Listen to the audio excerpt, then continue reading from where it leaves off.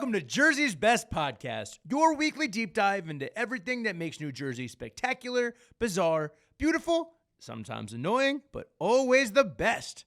My name is Jeremy Schneider. I'm a food and culture reporter for NJ.com and the Star Ledger, and I'm also your host. As always, you can send episode suggestions, guest ideas, and questions to us at jerseysbestpodcast@gmail.com and follow us at Jersey's Best Podcast on Instagram, TikTok, Threads, and Blue Sky. Shoot us an email, give us a follow. You know what to do, people. Jersey's Best Podcast is kicking off the new year with a deep dive on the Garden State's most beloved and controversial breakfast meat, Taylor ham, or pork roll, or both. Call it whatever you want, but that's not the focus of this week's episode, believe it or not. And we aren't just simply breaking down why the tangy, salty processed meat has the Garden State in such a culinary chokehold. This week, we're taking a closer look at the Taylor Provisions Company. You know it as the biggest name in Taylor ham and pork roll. They literally invented it all the way back in 1856. And their cherry red packaging is as synonymous with the stuff as eggs, cheese, and Kaiser rolls. What you don't know is the family behind the company is rife with enough scandal, infighting, and legal drama to make the Taylor ham pork roll name controversy look like a footnote. What you don't know is the family behind the company is rife with enough scandal, infighting, and legal drama to make the Taylor ham pork roll name controversy an afterthought. We're talking about a mysterious woman who married the president of the company 4 years before his death, and then married his brother, who then died himself 2 years later. She took control of the Taylor ham dynasty in 2022 and has ushered in an era of unprecedented price hikes, lawsuits from employees, claims of illegal surveillance and listening in on confidential union negotiations, sanitary violations at the factory, and more. And that's to say nothing of the drama that's unfolded around this family in the 1960s and changed the direction of the company forever. Basically, if Netflix wanted to set the next Knives Out movie in New Jersey, they could center it on the Taylor Provisions Company. Joining me today to break down all this insane Taylor ham pork roll drama is Brianna Kudisch, an enterprise reporter for NJ.com who wrote the amazing story, The Untold Story of Taylor Ham, Inside a New Jersey Family Legacy Tainted by Scandal, Cruelty, and a Tawdry Affair. An exceptional article, maybe the best NJ.com pork roll article ever, and it has spurred this entire conversation. Brianna, welcome to Jersey's Best Podcast. Hi, Jeremy. Thanks so much for having me. It is a blast to have you here. Happy New Year. I think we're in the window where we can still say that. And I can't think of a better way to kick off this new year, 2026, than talking about one of my favorite stories from last year, the incredible story you wrote. We talk about Taylor ham and pork roll all the time on this podcast, in this state, at NJ.com, but we don't talk about it the way you wrote about it. This is truly one of my favorite things we've ever done. How did this crazy story, how did it come together? Like, how did this come to be? Yeah, it's pretty crazy. So back in September 2024, I had gotten a tip that there was a lawsuit filed against this woman, Anna, and the company, Taylor Provisions, and that, there was this crazy history between her and her late husbands. And so that sort of kicked off things, and then I just went from there. That's just damn good journalism right there. I know this wasn't, first of all, read the story. We're going to talk all about the story today, but it's on NJ.com. It's easy to find, and it's a long read. It's a gripping read. It is so much more interesting than talking about if Taylor ham is what we call it, or how you prepare it, or do you need salt, pepper, ketchup. This is true, like, what the hell is going on stuff. With that we're gonna get into today. But I know this wasn't an easy story for you to pursue because they're very, very secretive. Right? How long did this story take you? How many calls are you making? How did we get here? Yeah, definitely lost track of the number of calls I made. Visits to the company, the plant, twice. But as far as reporting it out, it definitely took a while. I'd say there were two distinct parts of it. One was, getting to know the family members and talking to the children on the record. That took some time. And then beyond that, getting to know former employees and getting them to trust me as well. So it's definitely a tricky thing when a company, doesn't want to talk to you. And Yeah. it's pretty hidden and secretive and all that. But the lawsuits were a big help. And it's funny. So when I got the tip, there was one lawsuit. And by now, there's actually 7. There was one that was filed. Is that since publishing? So there was one filed post-publication. Gotcha. But 6 were included in the story. And it was funny, I'd be reporting it out, and then a new one would drop, and I would check pretty regularly. And I would, be able to get new details and names and just to get a fuller sense of what was going on with each new drop of a lawsuit. It's really so much for you to juggle, and it came together, and it's it reads like a true crime documentary about Taylor Ham and pork roll. Before we get into the details, and we're gonna get into the details, we're talking about Taylor Provisions. They're the biggest name in Taylor Ham or pork roll, right? Yeah, so the original company founder, John Taylor, he started it way back. The product was invented in 1856, and then the company was technically formed a few years later. But he had come up with the recipe and started the company and everything, and then it had stretched back all the way back, back to then. But also, the name changed in 1906. Yes, so this is one of my favorite details. So we're going to talk about the name of the product a little bit, because it was initially called Taylor Ham, right? It was, yeah. But then in 1906, the federal government passed I forget the exact title, but the Food, Drug, and Act. And basically, they couldn't call it ham because it wasn't legally ham. So they had to change the name. I guess that might be the trump card in the Taylor Ham pork roll debate. Like, hey, the government says it's this. Yeah. You legally not ham, as Sean put it. So now it is Taylor pork roll. Correct, but the only pork roll that is Taylor is from Taylor Provisions, of course. So there are other companies. There are. But Taylor Provisions is the biggest one. Definitely, yeah. And so Case, there's also Case, and that's Case. They call it Case pork roll. Yeah. And then there are a couple other brands, but Taylor definitely has the biggest share of the market, from what I was told. You're doing great. Can you hear our levels good? Yeah. Very cool. Yeah. You feeling good? Yeah. This is awesome. Great. Thanks a lot, Dwayne. Yeah. Thanks, Dwayne. Yeah. Very good. And she's good. She's not too far from the mic or anything. Good, yeah. All right, cool. You're good. Good stuff. Awesome. All right. So we mentioned there's a couple. Companies and blah blah blah. All right. All right, Brianna. Let's get into the details here. We were talking around it. To break down this ridiculous story.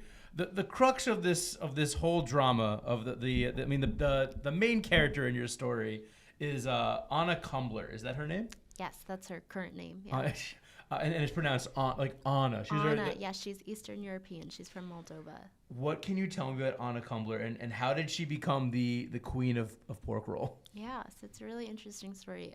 Unfortunately, not much is known publicly. She's an enigma. She really is. So she came on the scene possibly, I want to say 2012. I have to check my story, when she met George and Tony. But and George and Tony are the brothers who were also the owners of the company at one point. But yeah, so going back to this woman Anna, so it's unclear when she came to the U.S., how she came, anything like that, but we do know that she had a husband before she married into this family. So she's had at least 3 marriages. And then also she has told people that she's the daughter of a Moldovan priest. And she has very neat and nice handwriting. She's very elegant and loves fashion and, would consider herself chic. So obviously she wants to be a pork roll magnet. That, just goes hand in hand. Yeah, and it's funny, actually, if you go on the website, I feel like a little glimpse that you're able to see of Anna is when, the benefits of pork roll are talked about. It talks about collagen on the website. And collagen is such a skincare thing. It's good for your skin. And collagen isn't pork, right? But it's just such an interesting thing to point out. What is the phrasing again? It's the essence of life or something? Yeah, something like that. Let me see. Yeah, 2 slices a day keep the wrinkles away.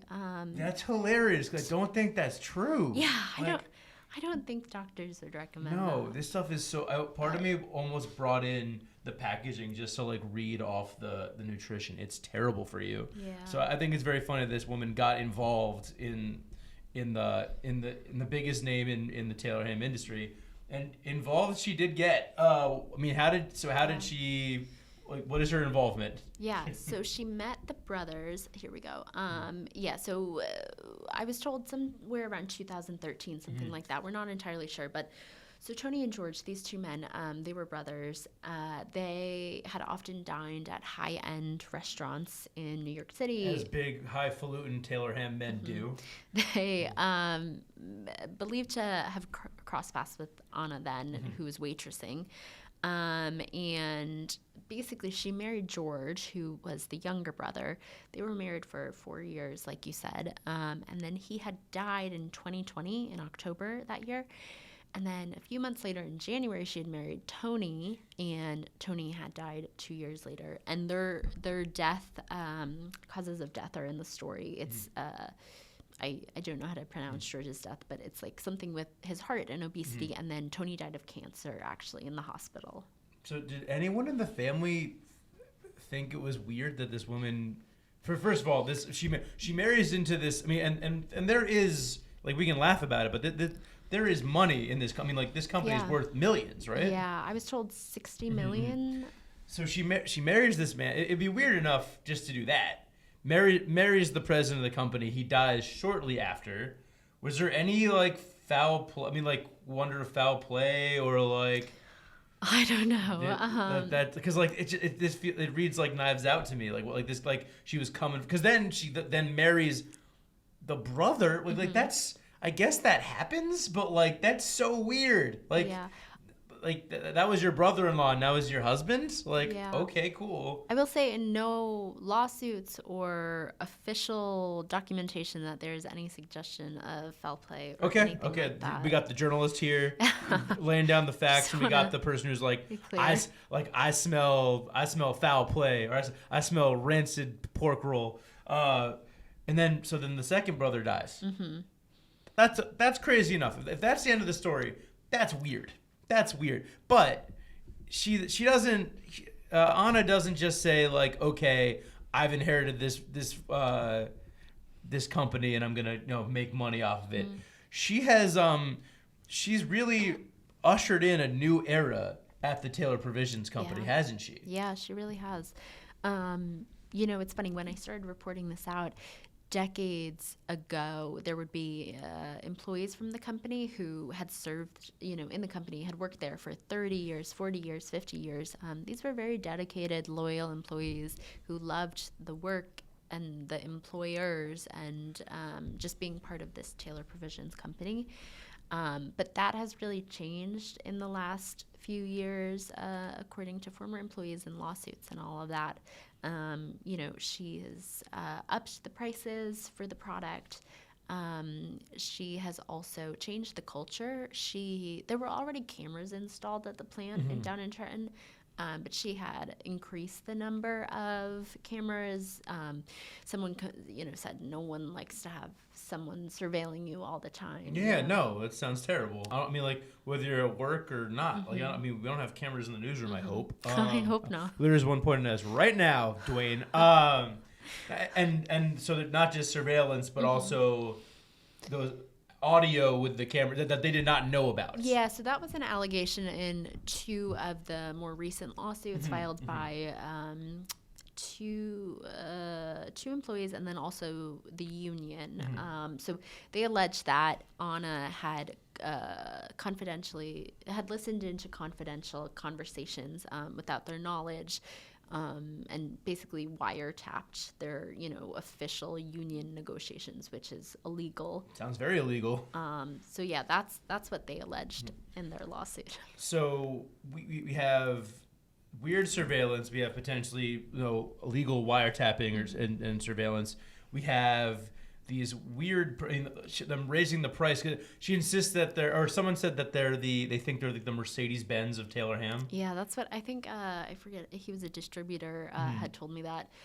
Yeah, and this is not, one thing that struck me is when I was reporting this out, it was so singular in terms of the reaction that I was getting. People had a big reaction. They had the same reaction when I started broaching the topic of Anna and what is she like and what's going on and all of that. So to, hear from not only family members who are distantly related by marriage who have never met her, and former employees who had worked with her, and distributors, and all of these sort of, different points of contact to land on sort of the same or similar conclusions that, she could be very charming and she was very nice when she wanted to be, but also there were some serious problems within the company. Yeah, and I mean it wasn't just her being a hard ass boss or whatever. There were accusations of like sexual harassment and religious discrimination, right? Like one of the lawsuits was filed by a Muslim employee, and he said that Anna had sort of forced / pressured him to eat a pork roll sandwich during a meeting. Another employee, and he's a gay married man, he said that Anna had sexually harassed him because of his sexuality and gender. Others had alleged, name calling and sort of verbal and emotional, I don't know if abuse was technically in the lawsuits, but definitely just sort of unkind behavior. And like, this is just also, and like, I'm sure terrible things that happen at companies all over the place, but it's just so bizarre to me that this woman who had no connection to the industry, not like it feels like, did she set her sights like on like I can take over this company and then like I can enforce my will, and because the previous owners you said in the story had been tough bosses, but fair. Yes. Like they'd be like, yes, like you have to follow the rules, but there's gonna be no overtime, but you're gonna get bonuses twice a year. Yep. Anna has canceled those bonuses, which is a big factor here. Yeah, so when she came in, she axed the bonuses. So they got 2 bonuses per year, Christmas and summertime. And these weren't just, thank you sort of on the side presents. They were very much in exchange for overtime. Like, this is your overtime. Yeah, so it was very much like real wages that were being given during those times. And that was sticking point in the lawsuits as well, that she had taken away this real source of income for a lot of these employees. And she said something like, you guys get paid enough. There's the door. Yeah. If you don't like it, you can leave. It's just, I'm so perplexed.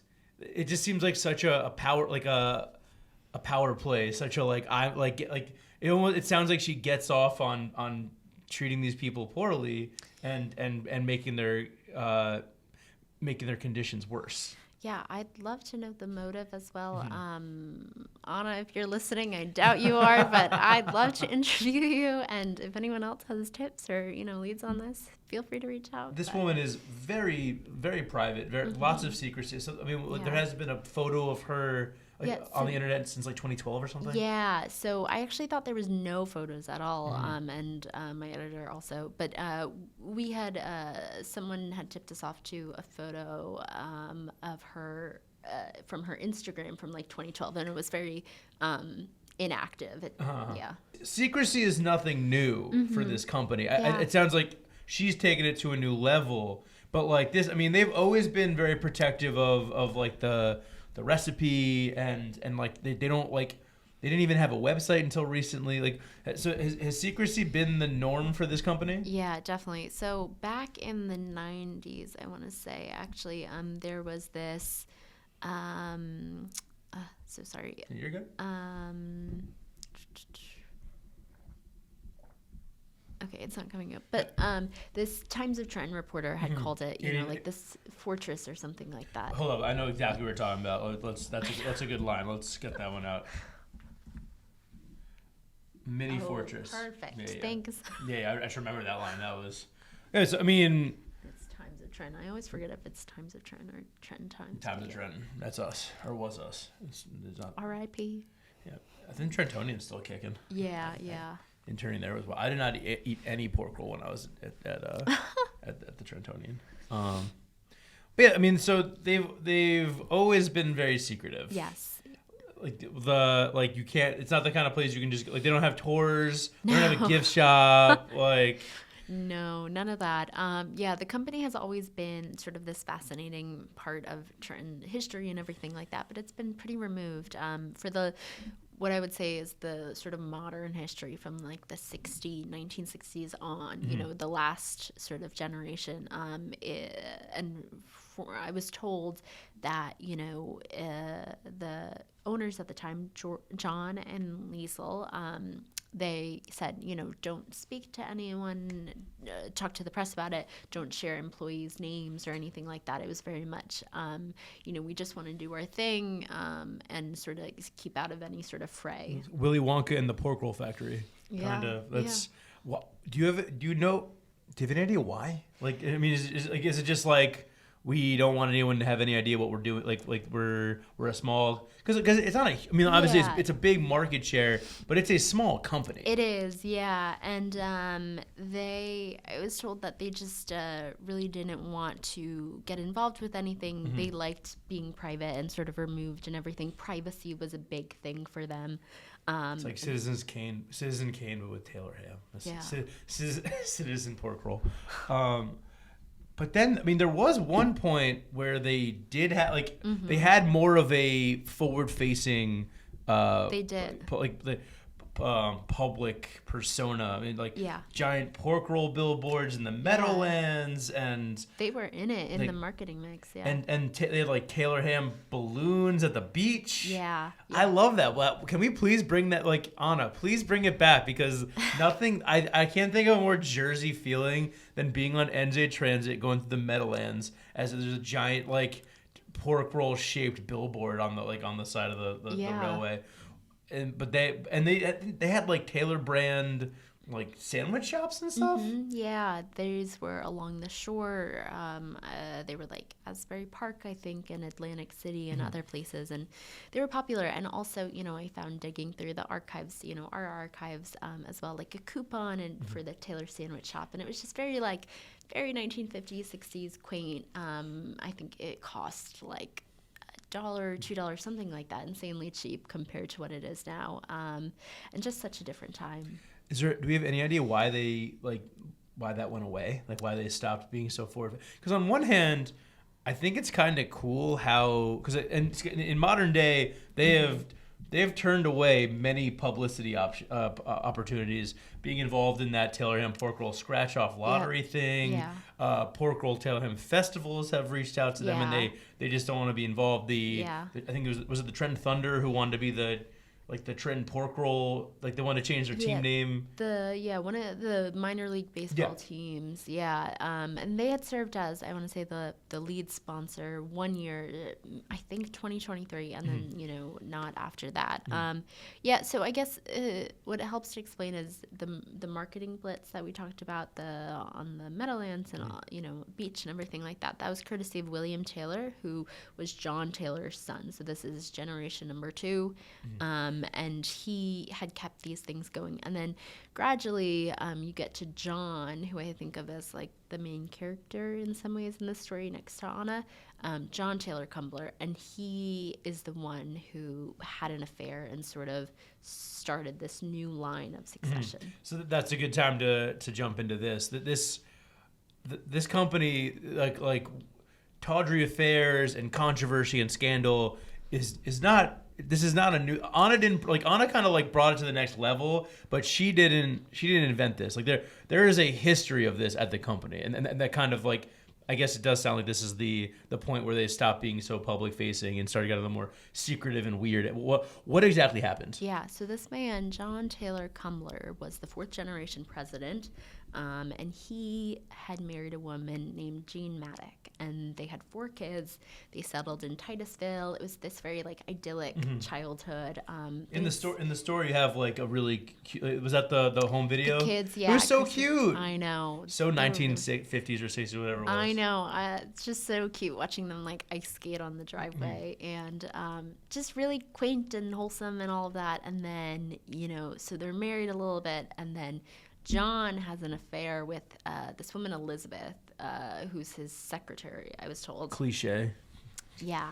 And so then he has a bit of a strange, thing going on. He sort of dips for a little bit. All this happens, whatever. And then basically he gets married to Elizabeth, and his children are, instructed to call her Liesel. So this is the John and the Liesel, who were the stern but fair employees. Ruled with an iron fist. With a pork roll fist. And so, yeah, this woman is also super interesting, a bit of an enigma as well. She is a German immigrant. She was very chic as well. She often wore her hair in this, her blonde hair in this updo, like Grace Kelly, one of her stepchildren, recalled. And so, yeah, that sort of created the split. And so Liesel's 2 sons are George and Tony, and that is where, the line of succession, like I said, goes off. And so, I mean, things get kind of weird at the company around this point, and also the parents or the kids from the original marriage, when their father dies, they get nothing, right? They're pretty much they're hacked out of the Taylor Provisions line of succession, or they get nothing in the will. You talk to the yes, all 4. Yeah. What was, I mean, obviously, like, we see the company changing, and we're still getting the pork roll, so like, I guess like it doesn't affect us that much, but like you talk to all these people who had their families, like their family legacy kind of, I don't want to say stolen from them, but like, like taken from under them. Yeah, it was really sad. And even going back to, they were young. The 2 younger ones were like 10 and 12 or something around then when John left and married Liesel. And then, they go throughout this time without him. And at first he's writing letters and he does see them in person a little bit. And then over time he just becomes more and more reclusive. He, doesn't want to engage in a relationship with them or anything like that, and sort of wants to go no contact. Didn't he? I think you wrote that they came to see him at the house in Princeton. Grandchildren. The grandchildren, yeah. And he said, did he say call off the dogs? Yeah. Like, what the hell, man? Like, and it sounds like this was a shift for him, because he had been like a loving father, right? Yeah. Up until he left, he was very much, he could have a temperament, but he was a good father by all accounts, and he did, take them to the plant, and they would run through, the little areas and stuff, and it was very much it was like a Taylor Ham like playground for them. Pork playground is how my editor put it. Boom, you take the credit for that. That was awesome. Taylor Ham Jungle Gym, Pork Roll Paradise, meaty merry-go-round. There we go. That doesn't all actually work, but we're gonna say it. I love alliteration. Hey, let me do that. That's the childhood I want. I want to run around like that's. I feel like you'd be Rocky Balboa, like in the freezer with the meat. Yeah. So I guess that's what. So it'd be one thing if this guy was just like always super stern and like kind of a dick, but like it was like, oh, you were fun, and then you stopped being fun because this woman and like, I mean, I don't want to blame her, but I mean like she was the factor that like things changed once they got together. Yes. Yeah, they did. And it is, again, all very sad. These children are now in their 70s and 80s, I think. And even now, the hurt still lingers a little bit, because it's very traumatic and it's sad, and it's just it didn't have to be that way too, because it wasn't even about the inheritance or anything like that. You know, they told me it was very much about the relationship and having their father, and so yeah. Yeah, I think it was poignant for me that you said specifically in the story, like they weren't like, man, we got gypped out of millions of dollars. They're like, damn, like I had a relationship with my father and now I don't. Yeah. And like, and then you had like see this, you know, like Taylor, you know, like we joke about this all the time, but Taylor Ham and the Taylor Provisions Company is just quintessential New Jersey, so synonymous with one of our prime products, and to see that, like it's got to sting, like it's got to be like, and I mean I think you reported on it very beautifully, and I was glad you got to talk to them. It just like feels, and you know, family drama happens everywhere, like affairs happen, people leave. But like this one just felt especially. Yeah. Like, and there's a notable aspect too of like history repeating itself in a way. Yes. Which is fascinating to see, you know. And when I had first started this out too, it was very much like one question lingering in my head was like, how do the choices that our parents make affect us? And obviously not. You know, there's a lot to be said about like parent-child dynamics and relationships and blame and stuff, and not saying it, you know, your parents are all culpable in any way. But, you know, that does play a role in some ways, and how it impacted them, and how, you know, Liesel's relationship impacted George and Tony, and what may have led them to marry Anna, and just sort of this cascading ripple effect of not only like gender dynamics and marital dynamics, but also parent-child and relationships, and I don't know, just all very messy. That was the single most intelligent and philosophical statement ever made on this podcast. We got Freud up on the podcast, right? But absolutely, and that's what makes this whole story so interesting and so wild. It's not just like this isn't a fight over money. Yeah. This isn't a fight over like. It's about, I mean, it's about power. It's about control. It's about this company, and history does indeed repeat itself. And like we're journalists. We're not gonna be able to understand why, you know, what it is about this dynamic of women coming into this family and changing things. Yeah. But it is. I mean, it's very. So when this divide happened it was in the 60s, right? Yeah. He something like that. Let's see. My story is so long. How many words was it? I think it landed around 6,000. Yeah, so he left the family in November 1959, and then he got married to Elizabeth in 1962. Now, were there any big changes? I mean, like they got more secretive, but it was. I mean, like, I guess what I'm trying to say is, Anna's taking it to a new level. What's happening at the Taylor Provisions Company in the 2020s? It's way. I mean, she's spiking the prices. She's like, I mean, and she's also trying to market. I mean, I read something about they're trying to market it nationally. Is that? Yeah, that was her goal, or that's what someone thought her goal was. Johnny Yarusi, I'm probably not pronouncing that right. Sorry, Johnny. But yeah, he might be listening. Hope you are. But when he toured the place and met with Anna, because he runs Johnny's Pork Roll and Coffee too, so he had met her, and you know, was one of the few people to actually have met her. And he said, you know, he thought that was her goal, to sort of make it this big brand and make it sort of a national thing. But that just seems sort of at odds with the ongoing strife in New Jersey. So, but they're going all over the place, because on one hand they just got a website, and if you look at this website, it's stuck in the 90s, which is funny because it was built like a year ago, or a couple years ago, and she's spiking the. I mean, like, look, it's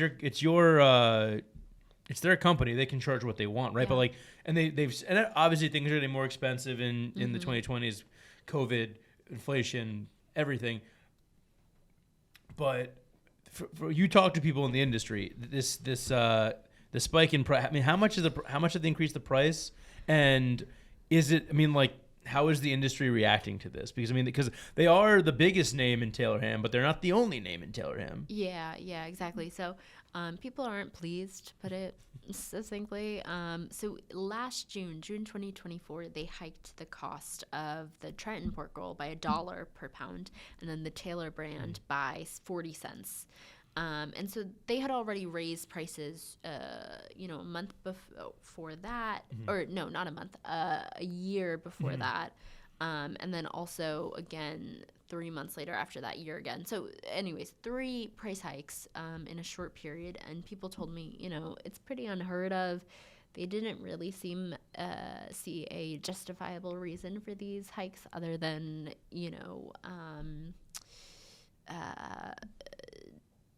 yeah. So I mean, she has said we're the Mercedes-Benz, some distributors think that they think they're the Mercedes-Benz of. Yeah, just trying to squeeze as much money out, possibly, is what people think. But Meanwhile, as if Taylor ham wasn't already, unhealthy enough for you. I say that as someone who eats a lot of it, but it's a lot of sodium, it's a lot of nitrates, it's a lot of fat, it's not good for you. There's also been sanitation violations at the factory, and you went into painstaking detail about this. So it's like, not only things are getting more expensive, it's already it's already a unhealthy product. We love it, but also, what's going on in this factory? Yeah, so over the past 15 years, the company has received 26 federal non-compliance notices, which says when there's like a violation of a health code. And I got this through a FOIA Act, so Freedom of Information Act request, but half of those 26 notices were filed within the past 3 years after Anna took over. So there's things like, black mold on an electrical conduit, also some areas along the seams in the ceiling that had been sealed with white caulk, covering 2 PVC pipes, that kind of thing. That's like the first season of The Bear. They're using PVC to Is it really? It's something. You haven't watched The Bear? I know. It seems too stressful. I can't. It is very stressful. If you don't like stress, you picked the wrong field, homie. And to come on a podcast, even more stressful. But so there's mold in the factories. Yeah, and so these were all, just to be clear, cleaned and sanitized. Okay, it's been resolved. Yeah, it was always brought back into compliance, but it was, notable that, half of these were filed within a certain short time frame.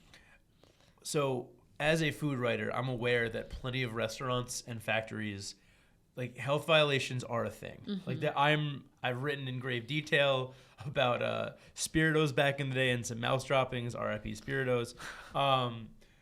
It happens, but it's the fact that it happened while they're raising prices, while they have this new this new regime change. Is the company doing okay? I guess my big question here, there's all this drama. There's these health code violations. There's these lawsuits. And it's not just like one person blowing a whistle. It seems like there is a pattern of abuse and mistreatment and illegal activity and unsanitary activity. Meanwhile, is anything changing? I guess first off, at the company, and it sounds like they're secretive, so you might not get to that, but is this affecting their standing in the Taylor ham market? Yeah, I don't know if anything is changing as of right now, but I do know that people have, expressed discomfort at the changes at the company, and I don't know, it's not like they're traded on the stock market or anything like that, so it's hard to completely privately owned company. Yeah, I think so. But pork is traded. Pork is traded. Correct. Yeah. I found that very. I'm just imagining people at freaking the New York Stock Exchange, yelling, screaming, "Give me 50 pounds of pork, 20 slabs of bacon," and that's why I'm not in finance. But so they're privately owned. Yeah, but yeah, as far as what people feel about Taylor provisions, it does seem to have changed, at least somewhat. Someone had told me that, people had said it's sad what's been happening, and it's sad what the company looks like now, and longtime employees who have been forced out or have quit for a variety of reasons. And they can't buy pork roll at the factory anymore. Yeah, right? that was like a perk that they were granted, and Anna took that away.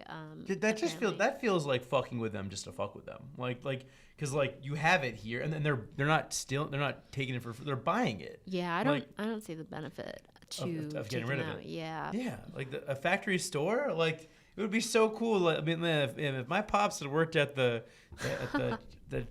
Taylor Provisions Company growing up, that would have been hilarious. But like he comes home with fresh off the line pork roll, like. So there's I mean they're still here. I mean, like what does I mean with as far as all these lawsuits, is there? I mean, is anything? Do we know? Is anything like still? Are they still pending? They are. They're all still pending. So yeah, I'll be curious to see what happens with those, if they get resolved and how so. And then also, last time I checked, and this might have changed, I think it's unlikely that it has, but they were also in the midst of an ongoing union negotiation. Oh, yes, you mentioned that. That was back in May. They're currently working without a contract. As far as I know, yes, correct. Have they thought about striking? I mean, I know you're not like a union member. Yeah. So like, I'm just imagining, like, if there was a strike at the Taylor Provisions factory, the field day we would have. If that, I mean, like, the puns that would be made. Oh my gosh. Yeah,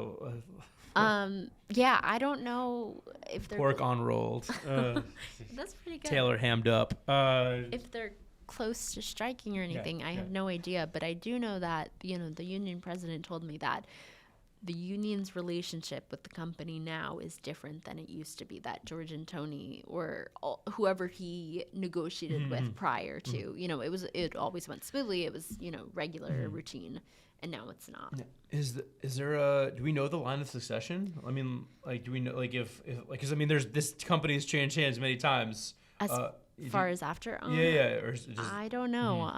I believe the company's in a trust right now, so we wouldn't be able to tell, and I don't know if it would be on his will or anything. I have no idea. She's very secretive. She's not even on Instagram. Yeah, Anna, follow me on Instagram. I want to talk to you about pork roll. This is so much fun. This is so weird. So did you talk to Case? I did, yeah.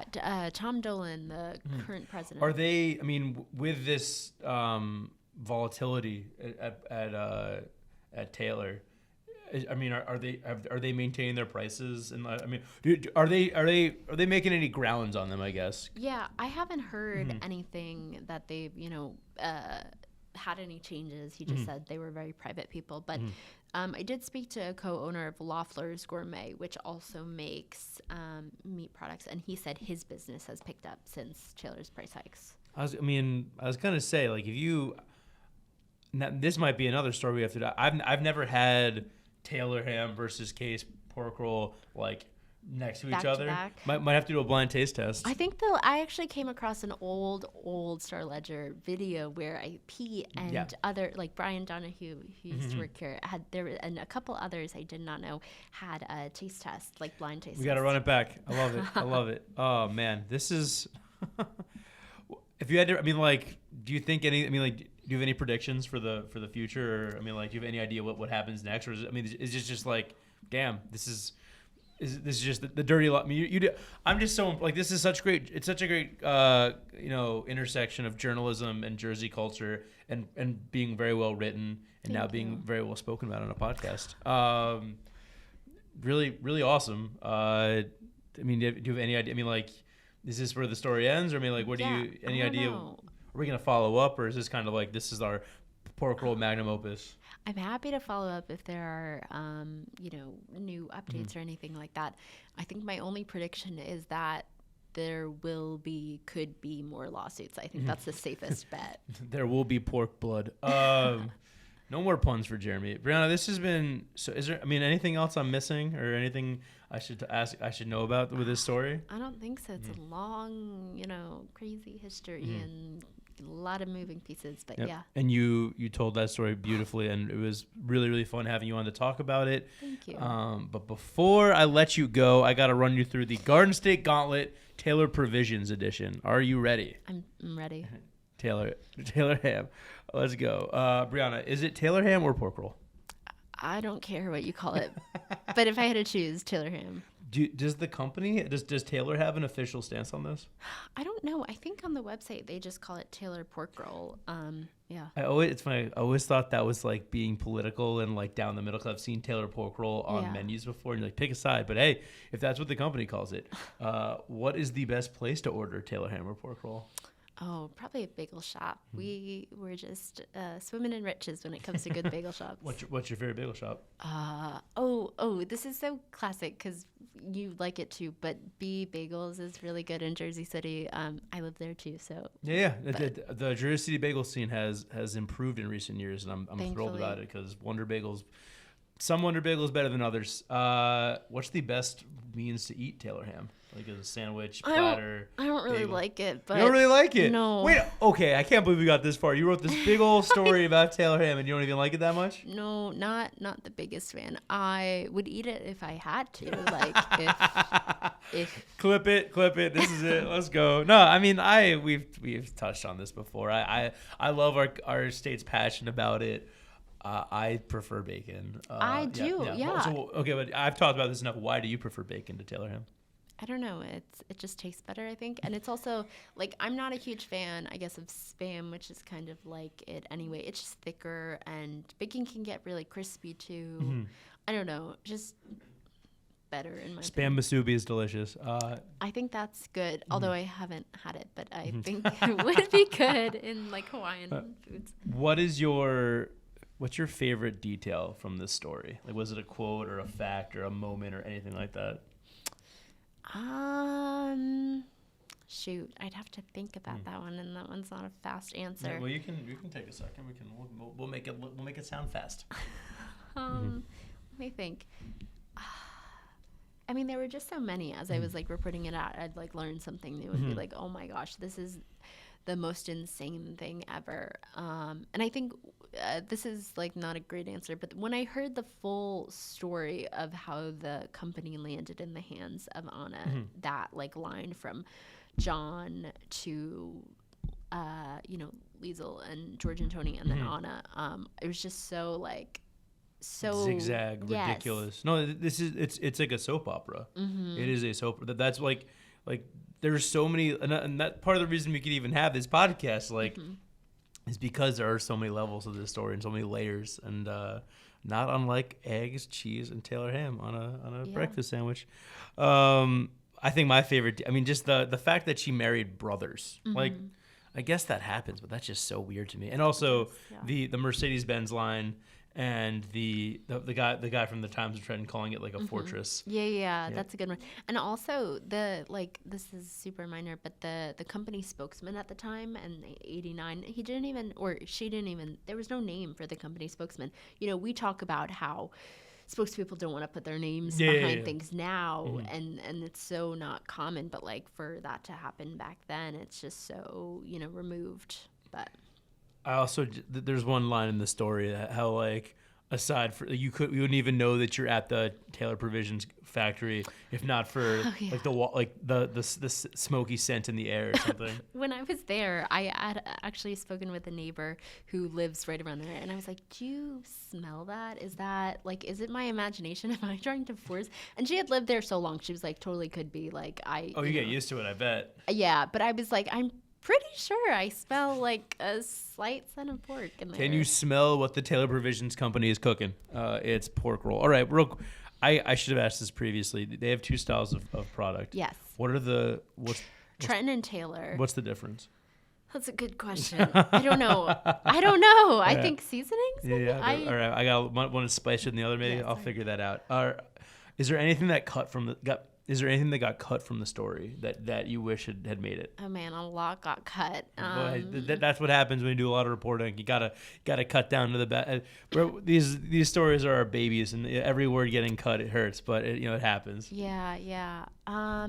I think I had more details about the family history, and I totally understand that, you know, the focus is on Anna and the clothing company and everything. But yeah, I just, ever since I learned about that, I feel like that stuck with me the most, because, you know, allegations of bad bosses are not, you know, uncommon, but for a family to experience such a tragic thing, you know, happening over decades, was something that really, stuck with me. Absolutely. Well, who would play Anna in the Netflix movie about this story? I don't know. Oh, that's a good question. Her hair style cut is like Anna Wintour, so I don't know whatever actress sort of resembles. Well, I mean, not to bring her up again, but Anna Wintour was the inspiration for The Devil Wears Prada. So Meryl Streep, come back to Jersey, do your thing. Like that's we true. previously said that she'd be good playing the Grinch, and now we're having her play the pork roll Grinch. The Grinch, wow. Yeah, she'd be just very like, my heart hasn't grown 3 sizes. Yeah, different interpretation. Cerulean pork roll. What is the next New Jersey icon that you're going to investigate? Oh, I do not know, but tips are open. Feel free to reach out. Yeah. I'm trying to think what would be the next. Like I could see like some giant drama behind like a big bagel shop. I guess that's kind of hand in hand. Or like, well, shit. There's so much drama with the DiLorenzo family. The pizza. Okay. Oh yeah, Chris Birch has written extensively about, and that's what makes why we love the food so much, because it's a family thing. We're passing it down generation to generation, and sometimes it gets messy along the way. Brianna, this was so much fun. Really, really appreciate you coming on this fantastic story that you wrote.